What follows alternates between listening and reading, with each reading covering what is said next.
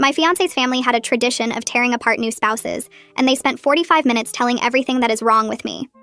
They all went silent when it was my turn to speak. My fiancé's family had a tradition they called the welcome circle. Every time someone new was about to officially join the family through marriage, they held a special dinner. At this dinner, the entire family would take turns telling the newcomer all the things they thought were wrong with them. They called it cleansing. They said it was important to air out concerns before the wedding so there were no secrets and no resentment. They said it helped new family members understand what they needed to work on to truly belong. My fiancé told me about this tradition 3 months before our wedding. His name was Oliver, and we had been together for 3 years. He said the welcome circle was just something his family did, and it wasn't as bad as it sounded. He said everyone went through it and everyone survived. He said his mother went through it when she married his father. His aunts went through it. His brother's wife went through it. He said it would be over in an hour, and then I would officially be accepted. I asked him what happened at his brother's wife's welcome circle. He got quiet and said it was a little rough, but she handled it well. I asked what they said to her. He said they told her she was too loud and laughed too much and didn't know how to dress appropriately for formal occasions. He said they told her she came from a family without class, and she needed to learn how to carry herself better. He said they told her she wasn't smart enough for his brother, and she should read more books. I asked how she reacted. He said she cried a little, but then thanked everyone for their honesty and promised to do better. She's been married to his brother for 6 years now. She barely speaks at family gatherings anymore. I told Oliver I didn't want to do the welcome circle. He said it wasn't optional. He said if I refused, his family would think I had something to hide. He said they would never fully accept me and our marriage would always have tension. He said it was just one night and I should do it for us. I agreed because I loved him and I wanted his family to accept me. Looking back, I should have seen that as the first red flag. The welcome circle was held at his parents' house on a Saturday evening. There were 14 people there. His parents, his grandparents, his brother and sister-in-law, his 2 aunts, 2 uncles, and 4 cousins. They sat in a large circle in the living room with 2 empty chairs in the middle. One for me and one for Oliver. His mother explained the rules. Each family member would share their honest observations about me. I was not allowed to interrupt or defend myself. I was supposed to listen and reflect and thank each person for their honesty when they finished. At the end, I would be given a chance to respond and tell the family how I planned to address their concerns. Then they would vote on whether to officially welcome me. I sat in that chair and listened for 45 minutes. His mother went first. She said I was too independent and didn't seem to value family enough. She said I worked too much and would probably neglect her son. She said my cooking wasn't good enough and Oliver would miss her meals. She said I dressed too casually and needed to put more effort into my appearance. His father said I talked too much about my own opinions and didn't listen enough. He said I seemed to think I was smarter than everyone in the room and that was off-putting. He said my career was fine but not impressive, and I would never be able to provide for Oliver the way he deserved. His grandmother said I was too skinny and needed to eat more. She said my family clearly didn't teach me how to take care of myself. She said I smiled too much and it seemed fake. His grandfather said I didn't seem like the type to raise children properly. He said I seemed selfish and career-focused and probably wouldn't want to stay home with babies. His aunt said I was too quiet at family dinners and didn't make enough effort to get to know everyone. Then they said I was too loud when I did talk and interrupted people. His uncle said I didn't seem to respect Oliver's family history and traditions enough. They said I asked too many questions and should just accept how things were done. His cousin said I was boring and didn't have good enough stories. They said my hobbies were uninteresting and I probably wouldn't fit in at family vacations. His brother said I wasn't as pretty as the other women Oliver had dated, and he was surprised Oliver settled for me. His sister-in-law just stared at the floor and said nothing. I understood why she stayed quiet now. When everyone finished speaking, his mother smiled at me and asked how I planned to address all of their concerns. I looked around the room at these 14 people who had just spent 45 minutes tearing me apart. I looked at Oliver sitting next to me. He hadn't said a word to defend me. He just nodded along like everything they said was reasonable. I smiled back at his mother. Then I addressed each person one by one. I turned to his mother first and kept my voice steady. I told her I cook just fine and work hard because I value my career and I dress for my own comfort and not for her approval.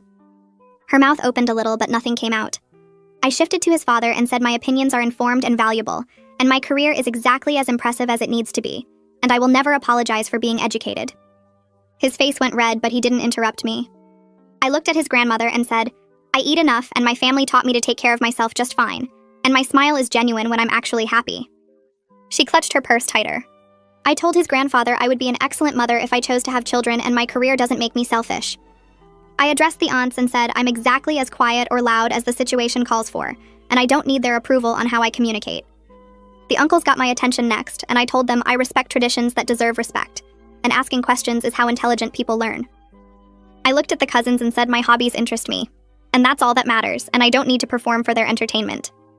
Then I turned to his brother and said, I'm exactly pretty enough, and Oliver didn't settle for anything. The whole time, Oliver sat frozen next to me with his hands gripped together and his face pale. He didn't say one word to defend me or support me or tell his family they were wrong. He just sat there nodding slightly like he agreed with everything they had said about me. I stood up and the chair scraped against the floor. I looked around at all 14 of them sitting in their circle and I told them I won't be joining this family. I said I refused to marry into a tradition built on tearing people down and making them feel small. His mother started to speak, but I kept going. I told Oliver that any man who would sit silently while his family attacks his partner for 45 minutes isn't someone I can trust with my future. I said I deserve someone who will defend me and stand up for me and protect me from people who want to hurt me. The room went completely silent and everyone stared at me like I had just spoken a different language. I walked toward the door and grabbed my purse from the side table. Nobody moved or said anything, and I could feel all their eyes on my back as I left. I made it to my car before Oliver came running out of the house. He grabbed my arm and spun me around and immediately started talking about how I was overreacting. He said I was embarrassing him in front of his whole family and making a scene over nothing. He claimed the circle was just honesty, and everyone goes through it, and his brother's wife survived just fine. I pulled my arm away and told him his brother's wife doesn't speak anymore at family dinners. He said I was being too sensitive and throwing away 3 years over one difficult evening. He kept talking faster, and his voice got louder, and he said his family was just trying to help me improve myself. I opened my car door and told him that watching him nod along to every insult told me everything I needed to know about who he really is. He reached for the door, but I got in and locked it and started the engine. He was still talking and gesturing as I backed out of the driveway, and his mouth was moving, but I couldn't hear the words anymore. The drive back to my apartment took 20 minutes, and my hands shook on the steering wheel the whole time. I kept replaying the last hour in my head and seeing Oliver's face as his family destroyed me piece by piece. When I got inside, I made it to the bathroom before my legs gave out. I sat on the cold tile floor and started crying so hard I couldn't breathe right. My whole body shook and tears ran down my face and I couldn't stop. But even through the tears, I felt this weird sense of relief washing over me. It felt like I had just dodged something terrible. I looked down at my engagement ring and the diamond caught the light. I realized I had been making excuses for Oliver's family dynamics for months. There were so many small red flags I ignored because I wanted to believe everything would be okay. His mother's comments about my clothes, his father's dismissive attitude toward my job, the way Oliver always took their side in small disagreements. I twisted the ring on my finger and knew I couldn't wear it anymore. My phone started buzzing in my purse around 10 that night. Oliver was calling and I let it go to voicemail. He called again 5 minutes later and again after that. By midnight, he had called 17 times. The next morning, I woke up to 32 text messages. Some of them were apologies saying he was sorry and he should have defended me. Others were accusations saying I humiliated him and ruined everything. His mother left a voicemail around noon saying I owed the family an apology for my disrespectful outburst. She said they opened their home to me and tried to help me, and I threw it back in their faces. His father sent 3 emails about how I hurt Oliver deeply and damaged the family's trust. The messages kept coming for 3 days straight. Oliver alternated between begging me to come back and telling me I was being ridiculous.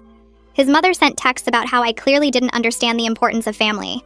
I blocked most of their numbers, but I saved every message and voicemail and email. Some instinct told me I might need evidence of their behavior later. On day 4, I got a text from a number I didn't recognize. It said she was the sister-in-law and asked if we could meet for coffee. I almost didn't respond, but something made me say yes. We met at a small place near my apartment and sat in a corner booth away from other people. She looked different from she did at the circle. Her eyes were brighter and she sat up straighter. She told me she had been waiting 6 years for someone to walk out of that room. She said watching me stand up for myself gave her actual chills. Then she started describing who she used to be before the circle. She was loud and funny and confident and always had an opinion about everything. She said Oliver's family spent an hour telling her everything that was wrong with her personality. After the wedding, she started trying to become invisible. She stopped laughing too loud and stopped sharing her thoughts and stopped wearing clothes that stood out. She said she thought if she could just be perfect enough, they would finally accept her. But they never did, and now she barely recognizes herself anymore. Her hands shook a little as she talked, and I realized she was terrified someone would see us together. The practical reality of everything hit me hard the next week. I started calling wedding vendors to cancel, and every single one had a no-refund policy. The venue kept $5,000. The caterer kept $3,000. The photographer kept $1,500. I lost almost $10,000 in deposits, and there was nothing I could do about it. My landlord told me I couldn't break the lease I shared with Oliver without paying a huge penalty.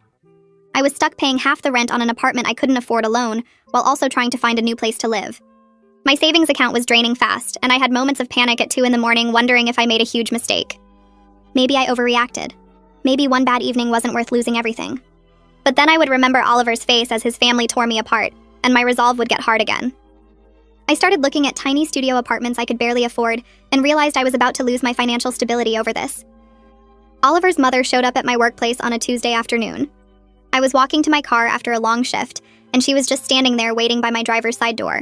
She said we needed to talk, and I clearly didn't understand how important family is. I told her to leave, but she kept talking. She said every marriage requires sacrifice and compromise, and I was being selfish and immature.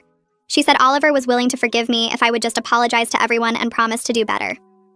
Her voice had this sweet tone that made my skin crawl. I looked her right in the eyes and told her that her tradition is abuse disguised as honesty. I said I will never apologize for having self-respect, and she needs to leave me alone. She looked shocked, like nobody had ever talked to her that way before. She opened her mouth to say something else, but I got in my car and locked the doors. She stood there in the parking lot watching me drive away. I finally told my parents everything that weekend. I drove to their house and sat at their kitchen table and told them about the circle and Oliver's silence and his family's harassment. I told them details I had been hiding for months about how his mother criticized everything I did and how his father dismissed my career constantly. My dad got quiet in that dangerous way where his jaw clenches and his eyes go hard. He said no daughter of his will ever be treated like that, and if Oliver contacts me again, he'll handle it personally. My mom started crying and immediately offered me their guest room and help with moving costs. She said I could stay as long as I needed and they would help me get back on my feet. Having their support after experiencing Oliver's conditional love made something click in my brain. I realized how twisted his family's version of relationships really was. Love wasn't supposed to come with a list of requirements and constant criticism. It was supposed to be unconditional and supportive and safe. 3 weeks after I walked out, Oliver showed up at my apartment with flowers and a prepared speech. I opened the door, and he started talking immediately about how he had been thinking about everything I said. He claimed he talked to his family and they were willing to start over with me. He said we could skip certain traditions and build our own path forward. The flowers were expensive, and he was wearing the shirt I always said I liked. For just a moment, I felt tempted by the familiarity of it all. 3 years is a long time to invest in someone. We had inside jokes and shared memories and a whole life planned together. But then I asked him one question. I asked if he told his family their circle was wrong. He hesitated for maybe 3 seconds, but it was enough. His eyes shifted away from mine, and he started talking about how it's complicated, and they meant well. I handed him back the flowers and told him nothing has actually changed. He tried to argue, but I closed the door while he was still talking. I heard him stand outside for a few minutes before finally leaving. The next morning, I woke up to an email notification on my phone. The sender was an address I didn't recognize, but the subject line said it was from the sister-in-law. I sat up in bed and opened it. The message was long and took me several minutes to read through. She started by apologizing for not speaking up during the welcome circle. She said watching me walk out gave her courage to finally tell someone the truth about Oliver's family. Then she told me something Oliver never mentioned. His brother was married before. The first wife went through the welcome circle just like she did. Just like I was supposed to. That first wife stayed and married into the family 8 years ago. The sister-in-law described how Oliver's mother criticized everything the first wife did. Her cooking was wrong. Her cleaning wasn't good enough. Her career choices were selfish. Her family wasn't good enough. For 2 years, the entire family picked apart every decision she made. They told her she was gaining weight. They said she dressed poorly. They questioned her intelligence constantly. The first wife started having panic attacks. She stopped seeing her friends because Oliver's family said they were bad influences. She quit her job because Oliver's mother convinced her she needed to focus on being a better wife. After 2 years, she finally left. She moved back to her home state, and Oliver's family told everyone she had mental problems. They said she was unstable and couldn't handle being part of a real family. The sister-in-law said she never knew about the first wife until after her own wedding. Oliver's brother casually mentioned it one day like it was no big deal. She realized then that the pattern would repeat with her. And it did. For 6 years, she's been trying to become whatever they want her to be. She said my walking out made her see that she's been slowly disappearing. She thanked me for showing her that leaving was possible. I sat there staring at my phone feeling sick. Oliver never told me his brother was married before. He never mentioned that another woman went through this exact same thing and it destroyed her. He knew what his family did to people and he still brought me to that circle. He knew and he said nothing. I got to work an hour late that morning because I couldn't stop thinking about the email. My boss noticed I seemed distracted during our team meeting. I tried to focus, but my mind kept going back to that first wife and wondering where she was now. Around lunchtime, I realized I had completely forgotten about a client presentation that was due that afternoon. The deadline had been on my calendar for 3 weeks. I always hit my deadlines. Always. But I had been so consumed with the breakup and the apartment search and Oliver's constant messages that I let it slip. I rushed to pull together something, but it wasn't my best work. My boss called me into her office after I submitted it. She closed the door and asked if everything was okay. I told her I was going through a difficult breakup and I was sorry for missing the deadline. She said the work I submitted wasn't up to my usual standards. She said she understood personal problems happen, but I needed to make sure they didn't affect my professional reputation. She was kind about it, but I could see the concern in her face. This job was my career. I had worked so hard to get here and build my reputation. Now I was letting my personal mess destroy everything I had built professionally. I spent that night lying awake wondering if I had made a huge mistake. Maybe I should have just gone through with the wedding. Maybe I should have tried harder to make it work. I had lost my relationship. I was about to lose my apartment. Now I might lose my career too. Standing up for myself was supposed to feel empowering, but instead I just felt terrified that I was throwing away my entire life. 2 days later, my best friend Elena called me sounding angry. She asked if I knew Oliver's brother. I said I had met him a few times at family dinners. She told me he had sent her a long message on social media. She read parts of it to me over the phone. He said he was worried about me. He said I seemed unstable and emotional lately. He suggested that my reaction to the welcome circle was extreme and concerning. He said maybe I needed professional help to deal with my issues. He told Elena that as my friend, she should be concerned about my mental state. He implied that I was having some kind of breakdown, and my friends needed to intervene. He painted the whole situation like I was the problem, like I was crazy for walking out, like there was something wrong with me for refusing to accept their tradition. Elena was furious. She had already screenshotted everything and sent it to me before calling. She told him to never contact her again and blocked him immediately. But I realized what they were doing. They were trying to isolate me. If they could convince my friends that I was unstable, then I would have no support system. They wanted everyone to think I was the problem, so nobody would believe my side of what happened. It was calculated and cruel. I saved all the screenshots in a folder on my computer. Some part of me knew I might need evidence of their behavior later. The apartment search became urgent after that. I couldn't stay in the place I shared with Oliver. Every corner reminded me of the life I thought we were building. I looked at places I could barely afford on my salary alone. Most were too expensive or in bad neighborhoods or required income I didn't have. I finally found a tiny studio apartment across town. It was smaller than my bedroom at Oliver's place. The kitchen was just a hot plate and a mini fridge. The bathroom was so small I could barely turn around. But it was mine and I could afford it if I was careful with money. I signed the lease and put down the deposit. It took almost all my savings. I scheduled the move for a day when Oliver would be at work. I didn't want to see him.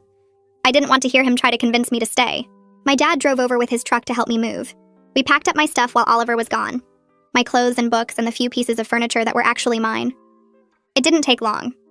I realized how little of that apartment was really mine. Most of the furniture was Oliver's.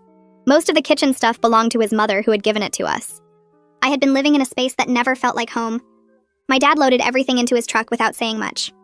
When we finished, he looked at me and said he was proud of me for choosing myself. He didn't say I told you, so even though he had never liked Oliver's family, he just helped me carry boxes up 3 flights of stairs to my new studio and told me I could always come home if I needed to.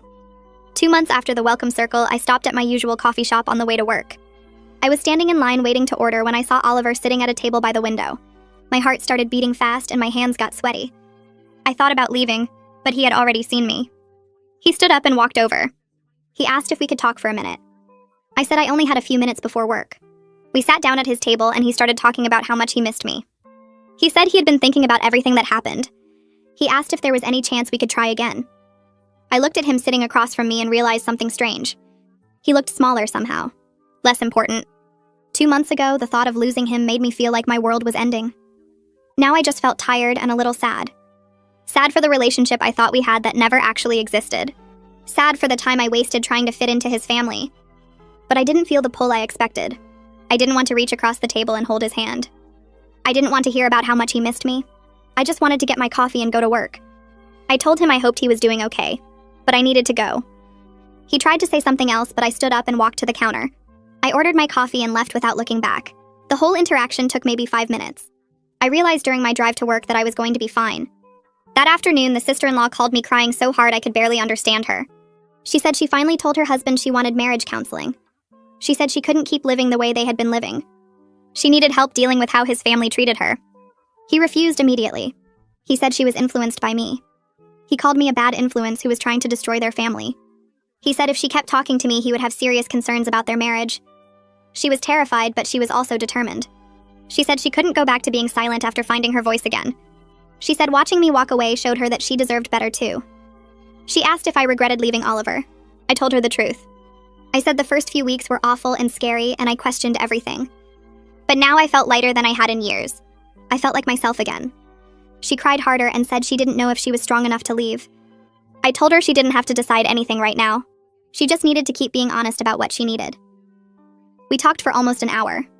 When we hung up, I realized that walking away from Oliver's family wasn't just about saving myself.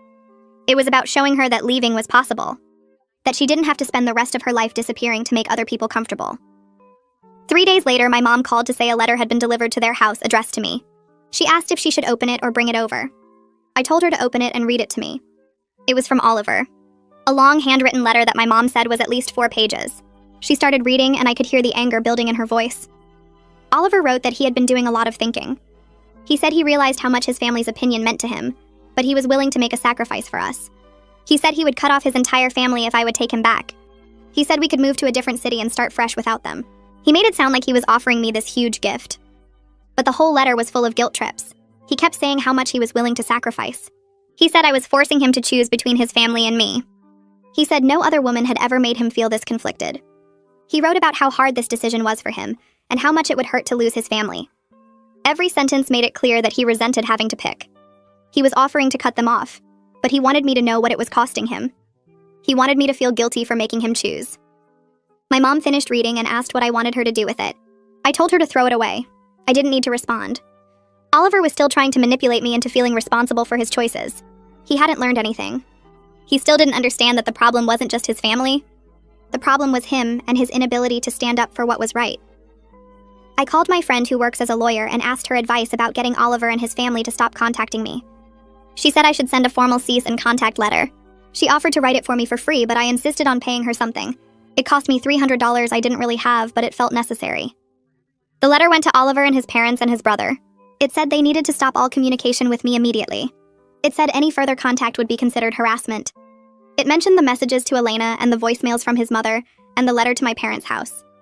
It said I was documenting everything in case I needed legal protection later. My friend sent it certified mail so we would have proof they received it. She told me to keep records of any contact that happened after they got the letter. I felt better having that boundary in place even though it cost money I couldn't afford. At least now there was a legal record that I had asked them to leave me alone. 3 months after walking out of the welcome circle, I made an appointment with a therapist. I knew I needed help understanding why I almost married into that family. I needed to figure out what made me ignore so many warning signs. The first session was hard. The therapist asked me to describe my relationship with Oliver from the beginning. As I talked, I started seeing patterns I hadn't noticed before. How he always made plans without asking my opinion first. How he would get quiet and distant when I disagreed with him. How he expected me to spend every holiday with his family, but never made time for mine. The therapist said I had been taught to be accommodating. She said I saw love as something you earn through sacrifice instead of something freely given. She said that made me vulnerable to Oliver's family dynamics. Over the next few weeks, we worked on understanding why I stayed so long. Why I agreed to the welcome circle even though everything in me said it was wrong. She helped me see that I had been taught to value other people's comfort over my own well-being. She said learning to recognize my own worth independent of anyone else's approval would take time. The sessions were expensive and hard, but I kept going. I was learning things about myself that I needed to know. 4 months after the breakup, my boss called me into her office again. I felt my stomach drop, thinking I was about to get fired for that missed deadline. Instead, she told me I was getting a promotion. She said I had successfully completed a major project, and my work over the past few months showed real resilience and focus. The promotion came with a raise. It wasn't huge, but it was enough to make my studio apartment affordable without help from my parents. She said she had been impressed by how I handled the difficult period after my breakup. She said I had proven I could separate my personal life from my professional responsibilities. I walked out of her office feeling genuinely proud of myself for the first time since everything fell apart. I had survived the worst few months of my life and come out stronger. I was building a life that was completely mine. A life based on my own values and choices instead of trying to fit into someone else's expectations. That night, I sat in my tiny studio apartment eating takeout and watching my favorite show that Oliver always complained about. I looked around at the space I had decorated exactly how I wanted. I thought about my job and my friends and my family who supported me unconditionally. I realized I was actually happy. Not the anxious happiness I felt with Oliver, where I was always worried about doing something wrong. Real happiness that came from being completely myself without apology. I found out through a mutual friend who ran into Oliver's mother at the grocery store. She mentioned it casually, like she was sharing gossip about the weather. Oliver's parents were telling everyone who would listen that I had some kind of breakdown and canceled the wedding for no real reason. They were saying I got cold feet and panicked, that I overreacted to normal family bonding. My friend asked if I wanted her to set the record straight, and I almost said yes. Part of me wanted to defend myself, to make sure everyone knew what really happened in that living room. But then I realized something that felt like freedom. Their opinion didn't actually matter anymore. The people who really knew me understood the truth without me having to explain it. Everyone else wasn't my problem or my concern. I had spent 3 years trying to make Oliver's family like me, and now I was finally done caring what they thought. 2 weeks later, I was eating lunch in the break room at work when a coworker sat down across from me. She was engaged and planning her wedding for next spring. She started talking about her future in-laws and mentioned they had some interesting traditions for welcoming new family members. The way she said it made my stomach drop. I asked her what kind of traditions, trying to keep my voice casual. She described something that sounded way too familiar. A special dinner where the family would share honest feedback to help her become a better wife. She laughed nervously and said it sounded weird, but her fiancé promised it was just their way of showing they cared. I put down my sandwich and looked at her directly. I told her I had been in a similar situation and it didn't end well. Over the next hour, I shared a carefully edited version of the welcome circle, watching her face change as she recognized the warning signs in her own relationship. She went quiet for a long time after I finished talking. Then she asked me how I knew it was time to leave. I told her the truth. When the person who claims to love you sits silently while others tear you apart, that tells you everything you need to know. 2 weeks after that conversation, she stopped by my desk to thank me.